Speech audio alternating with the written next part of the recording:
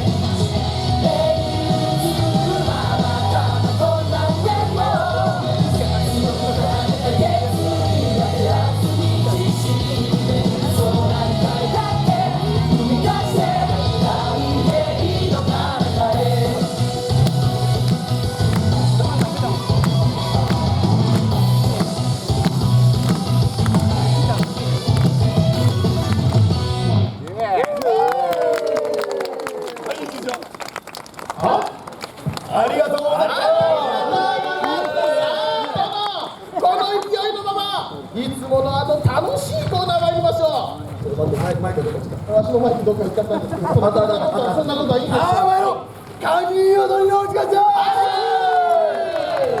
カニ踊りってのはな、朝の簡単な盆踊りみたいな踊りじゃ、朝の真似をして共にみんなで踊ろうっていう時間じゃ。これ簡単だな。振り付けあるもんで、じゃあその手ほどきを1位の安田さん。ありがとうございます。チーム安正でございます。それでは皆様にご紹介をしたいと思います。色の衆手を拝借。さあこの感じには2つの大きなポーズがございます。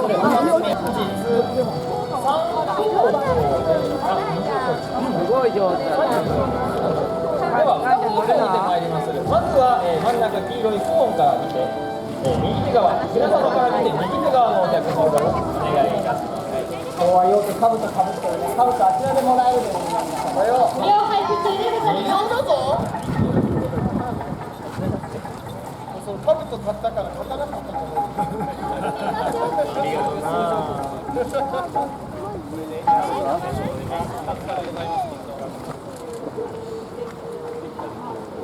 取れた。これ2位の。つけるな。あ、じゃあね、これつけてない。表彰台みたいな。違うようになりました。外だもん、外側。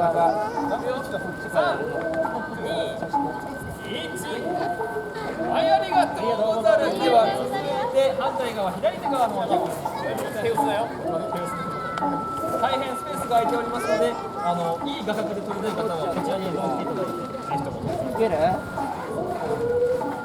写真を撮っていただきましたら、ぜひとも広めていただきますようよろしくお願いいたします。かぶって。口コミもそうですね。口コミいや SNS がいいな。はい。危ない、分かった。ハッシュタグをつけて、かっこいい武将隊とよくかつぶやいていただきますようお願いいたします。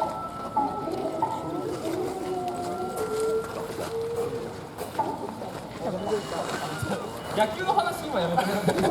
これ裏でする話。同じ侍ジャパンだ。あ、まあそうですね。そうか。